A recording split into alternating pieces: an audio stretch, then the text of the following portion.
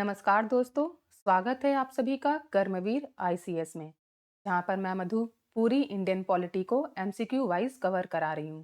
आज का चैप्टर है आर्टिकल ऑफ द कॉन्स्टिट्यूशन और ये पॉलिटी का लेक्चर 11 है। आप किसी भी एग्जाम की तैयारी कर रहे हो, अगर इंडियन पॉलिटी आपके सिलेबस में है तो ये पूरी की पूरी प्लेलिस्ट आप सभी के लिए बहुत ही हेल्पफुल होगा। तो मेरी आप सभी से रिक्वेस्ट है कि एग्जाम देने से कम 3 से 4 बार इस पूरी की पूरी प्लेलिस्ट को देख कर जाइए, जिससे कि आप एग्जामिनेशन हॉल में सारे क्वेश्चंस को अच्छे से सॉल्व कर पाएं। तो चलते हैं अपने पहले क्वेश्चन की तरफ।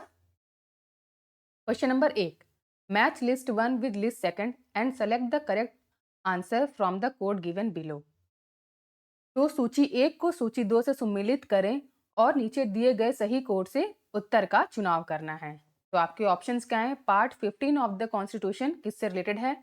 पार्ट 16 ऑफ द कॉन्स्टिट्यूशन किससे रिलेटेड है?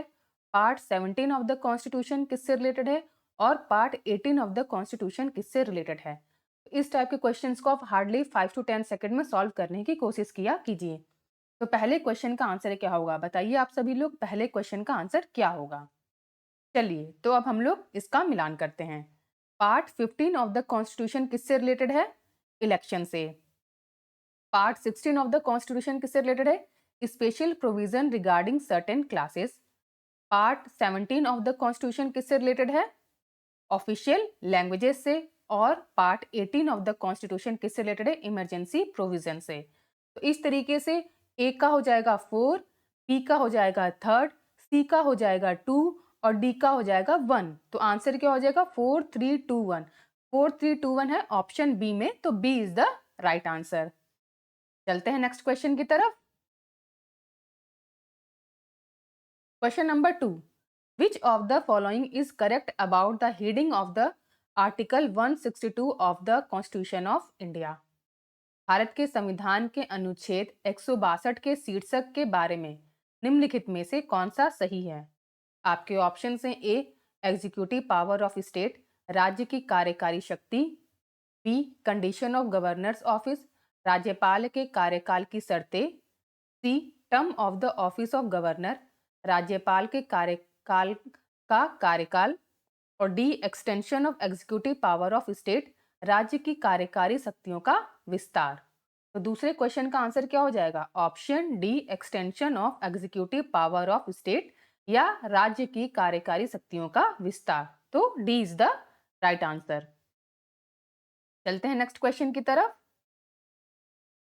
Question number 3, in the following quotation we the people of India having solemnly resolved the constitution India into a sovereign socialist secular democratic republic and to secure all its citizens justice social economic and political liberty of thought expression belief faith and worship equality of status and opportunity and temperate among them all, fraternity, assuring the dignity of the individual and the unity and integrity of the nation. In our Constituent Assembly, this acts do humbly accept, enact and give to ourselves this Constitution, तो where X stand for। तो जहाँ पे आपका X है, ये X किसके लिए stand करता है? ये हमारा कॉन्स्टिट्यूशन का प्रियम्बल है और आपको X का मान बताना है कि यहाँ पर X क्या है। निम्नलिखित उद्धरण में हम भारत के लोग भारत को एक संप्रभु, समाजवादी, धर्मनिरपेक्ष, लोकतांत्रिक गणराज्य बनाने और इसके सभी नागरिकों को सुरक्षित करने का गंभीरता से संकल्प लेते हैं। न्याय, सामाजिक, आर्थिक और राजनीतिक विचार, अभिव्यक्ति, विश्वास और पूजा की स्वतंत्रता, स्थिति और अवसर की समानता और उन सभी के बीच बढ़ावा देना व्यक्ति की गरिमा और राष्ट्र की एकता और अखंडता को निश्चित करने वाली है। हमारी संविधान सभा में यह एक्ट इस संविधान को अपनाता है, अधिनियम करता है और खुद को सौंपता है। तो एक्ट का अर्थ है, तो जो ये एक्ट है यहाँ पे हमें बताना है। A 26 day of January 1950, B 26 day of November 1949, C 26 day of January 1949 या D none of the above. तो तीसरे क्वेश्चन का आंसर क्या हो जाएगा? Option B 26 day of November 1949। तो 26 नवंबर 1949 को ही हमारी संविधान सभा ने इस प्रेम्बल को एक्सेप्ट किया था। तो C B is the right answer. तीसरे का आंसर हो जाएगा बी। चलते हैं नेक्स्ट क्वेश्चन की तरफ। Question number 4. What was the exact constitutional status of the Indian Republic on 26/1/1950 when the Constitution came into force?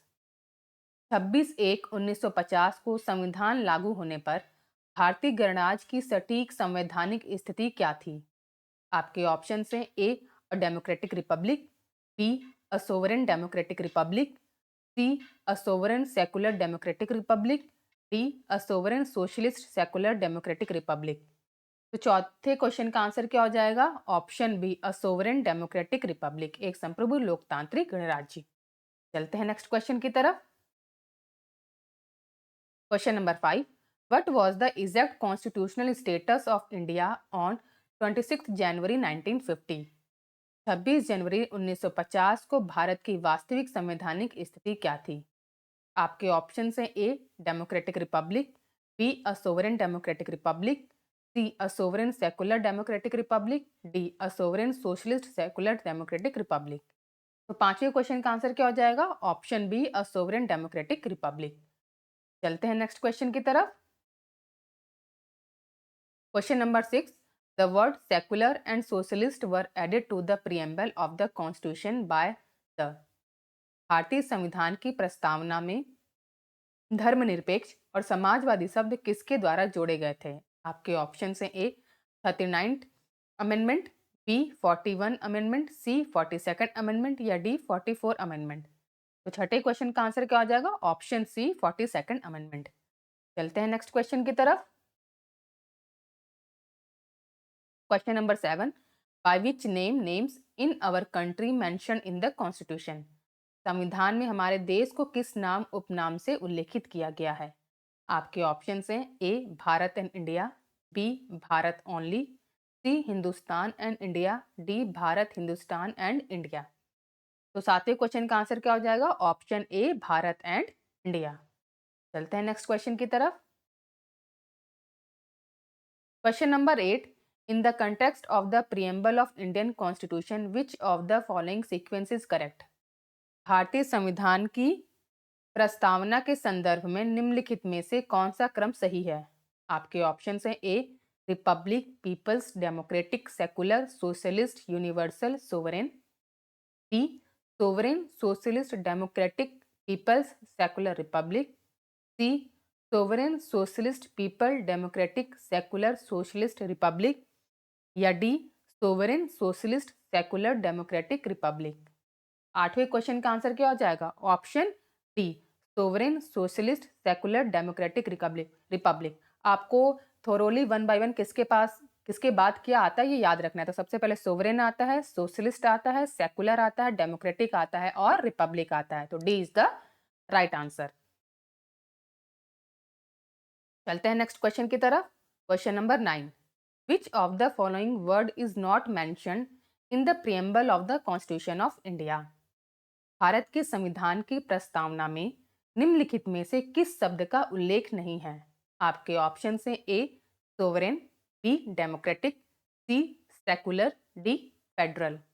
तो नवे क्वेश्चन का आंसर क्या हो जाएगा? Option D federal. चलते हैं नेक्स्ट क्वेश्चन की तरफ। Question number 10. In which form is India declared in the preamble of Indian Constitution? भारतीय संविधान की प्रस्तावना में भारत को किस रूप में घोषित किया गया है? आपके ऑप्शन हैं A a sovereign democratic republic, B a socialist democratic republic, C a sovereign socialist secular democratic republic या डी नन ऑफ दीज। तो 10वें क्वेश्चन का आंसर क्या हो जाएगा? Option C a sovereign socialist secular democratic republic. चलते हैं next question की तरफ। Question number 11. Consider the following words socialist, democratic, sovereign, secular. Choose the correct sequence of word as given in preamble. निम्नलिखित शब्दों पर विचार करें। ए समाजवादी, लोकतांत्रिक, संप्रभु, धर्मनिरपेक्ष। प्रस्तावना में दिए गए अनुसार शब्दों का सही क्रम चुनें। तो बताइए 11वें क्वेश्चन का आंसर क्या होगा? तो सबसे पहले क्या आएगा? सोवरेन, फिर सोशलिस्ट, फिर सेकुलर और उसके बाद डेमोक्रेटिक। सबसे पहले सोवरेन, उसके बाद सोशलिस्ट, उसके बाद सेकुलर, फिर डेमोक्रेटिक। तो इस तरीके से CADB, CADB किस में है? ऑप्शन ए में है। तो 11th का आंसर क्या हो जाएगा? ऑप्शन ए। चलते हैं नेक्स्ट क्वेश्चन की तरफ। Question number 12, which of the following words have been added to the preamble by the 42nd amendment? Socialist, Ram Swaraj, secular, sovereign. Select the correct answer by using the code given below.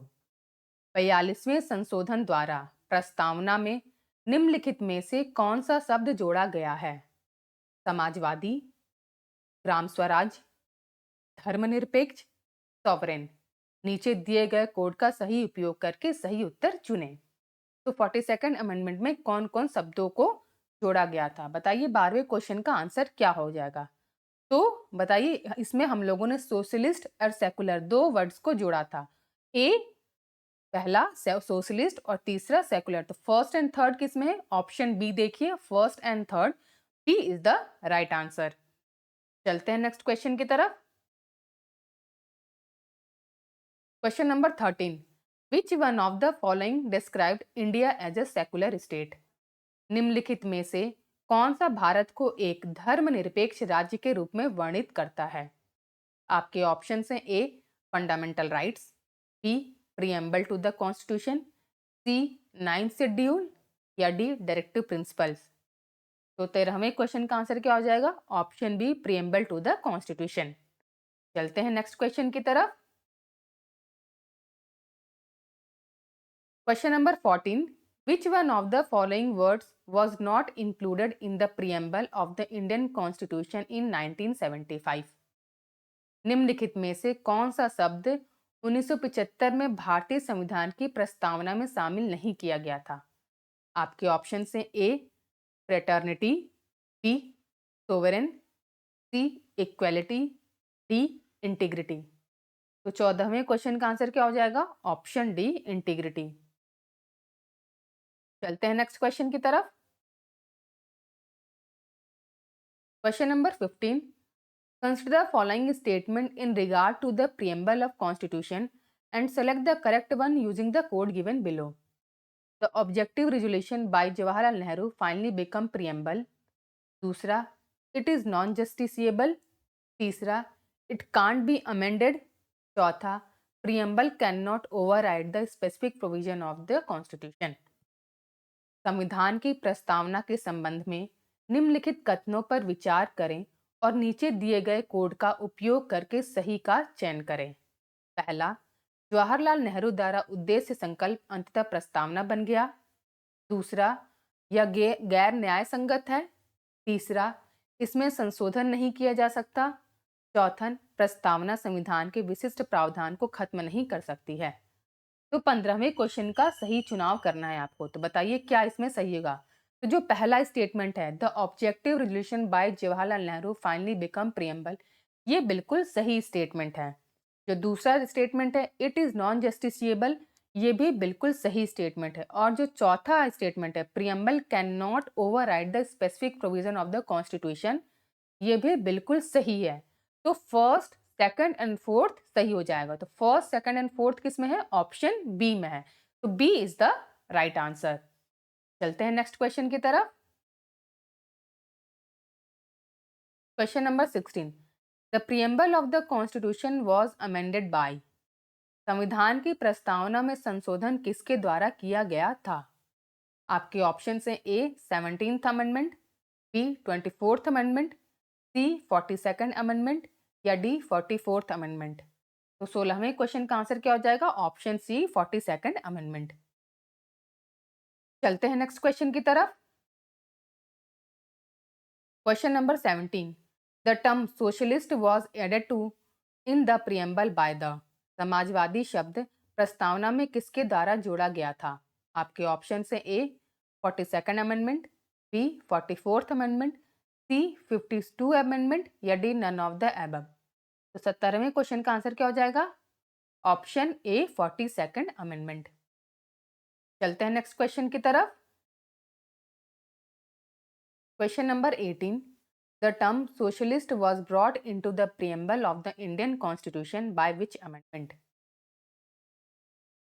Samajwadi शब्द को किस संशोधन द्वारा भारतीय संविधान की प्रस्तावना में लाया गया था? आपके ऑप्शंस हैं 32 amendment, 42nd amendment, 44th amendment या 74th अमेंडमेंट।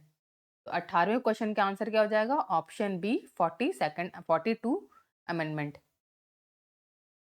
चलते हैं नेक्स्ट क्वेश्चन की तरफ। Question number 19. In the preamble of Constitution adopted on 26 November 1949, which words were not present? पहला सोशलिस्ट, दूसरा इंटीग्रिटी, तीसरा सेकुलर, चौथा Republic. Choose the correct answer by following code. 26 नवंबर 1949 को अपनाए गए संविधान की प्रस्तावना में कौन सा शब्द मौजूद नहीं था? पहला समाजवादी, दूसरा अखंडता, तीसरा धर्मनिरपेक्ष या चौथा गणतंत्र। निम्नलिखित कोड द्वारा सही उत्तर का चुनाव करें। 19वें क्वेश्चन का आंसर बताइए आप लोग क्या होगा? जो पहला है सोशलिस्ट, दूसरा इंटीग्रिटी और तीसरा सेकुलर, ये मौजूद था। ठीक है, सोशलिस्ट, इंटीग्रिटी और सेकुलर ये मौजूद था। तो ये 1, 2 और 3, 1, 2 और 3 ऑप्शन ए में देखिए, तो ए इज द राइट आंसर। चलते हैं नेक्स्ट क्वेश्चन की तरफ। Question number 20. The word socialist and secular were inserted in the preamble to the Constitution by the. संविधान की प्रस्तावना में समाजवादी और धर्मनिरपेक्ष शब्द किसके द्वारा जोड़े गए थे? आपके ऑप्शन से A 41 amendment, B 42nd amendment, C 43rd amendment या डी 44th अमेंडमेंट। तो 20वें क्वेश्चन का आंसर क्या हो जाएगा? Option B 42nd amendment. चलते हैं नेक्स्ट क्वेश्चन की तरफ। Question number 21. The word secular was inserted in the preamble of the Indian Constitution by. भारतीय संविधान की प्रस्तावना में धर्मनिरपेक्ष शब्द किसके द्वारा डाला गया था? आपके ऑप्शन से A 25th amendment, B 42nd amendment, C 44 amendment या डी 52 अमेंडमेंट। 21वें क्वेश्चन का आंसर क्या हो जाएगा? Option B 42nd amendment. चलते हैं नेक्स्ट क्वेश्चन की तरफ। Question number 22. The goal of Constitution is to assure all citizens. पहला justice, social and economic. दूसरा liberty of thought and expression. तीसरा equality of opportunity. चौथा dignity of the individual. Choose the correct answer by using code. संविधान का लक्ष्य अपने सभी नागरिकों को सुरक्षित आश्वस्त करना है। पहला सामाजिक और आर्थिक न्याय, दूसरा विचार और अभिव्यक्ति की स्वतंत्रता, तीसरा अवसर की समानता या चौथा व्यक्ति की गरिमा। कोड का उपयोग करके सही उत्तर का चुनाव करना है। तो आपके ऑप्शंस क्या हैं? फर्स्ट और second, B first second third, C 2, 3 and 4 या डी ऑल अबव। तो 22वें क्वेश्चन का आंसर क्या हो जाएगा? बताइए आप लोग, 22वें क्वेश्चन का आंसर क्या हो जाएगा? Option D all above. ठीक है, चलते हैं नेक्स्ट क्वेश्चन की तरफ। Question number 23.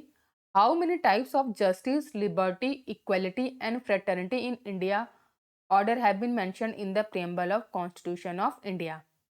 भारत के संविधान की प्रस्तावना में क्रम से कितने प्रकार के न्याय, स्वतंत्रता, समानता और बंधुत्व का उल्लेख किया गया है? 23वें का आंसर क्या हो जाएगा?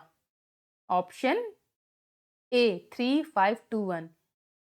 3 प्रकार के जस्टिस है, 5 प्रकार की लिबर्टीज है, 2 प्रकार की इक्वलिटीज है और फ्रेटर्निटी है। तो इस तरीके से हमारा आंसर क्या हो जाएगा? 3, 5, 2, 1। Option A is the right answer. ठीक है, चलते हैं नेक्स्ट क्वेश्चन की तरफ। Question number 24. India is a republic means Bharat एक गणतंत्र है का अर्थ है। आपके ऑप्शन हैं A it is the people who are the final authority in all matter, B there is no parliamentary system of government in India, C there are no hereditary rules in India या D India is the union of state. तो 24वें क्वेश्चन का answer क्या हो जाएगा? Option C there are no hereditary rulers in India. Bharat में कोई वंशानुगत शासक नहीं है। C is the right answer. चलते हैं नेक्स्ट क्वेश्चन की तरफ। Question number 25। India has people sovereignty because the preamble of the constitution begins with the word. Bharat में लोगों की संप्रभुता है क्योंकि संविधान की प्रस्तावना इन शब्दों से शुरू होती है। आपके ऑप्शन से A democratic India, B republic of people, C democracy of people या D we the people of India. तो 25वें क्वेश्चन का आंसर क्या हो जाएगा? Option D we the people of India. ठीक है, आज के हमने सेट ऑफ 25 क्वेश्चंस को कंप्लीट कर लिया है और आप सभी को अपनी जो प्रियम्बल है उसको याद करनी है। इससे भी कई सारे क्वेश्चंस फॉर्म हो जाते हैं, तो मेक श्योर कि आप सभी को पूरी की पूरी प्रियम्बल थॉरोली याद हो। अगर आपको ये लेक्चर अच्छा लगा है तो प्लीज़ लाइक कीजिए, कमेंट कीजिए और सब्सक्राइब कीजिए हमारे चैनल को कर्मवीर ICS। Thank you for watching.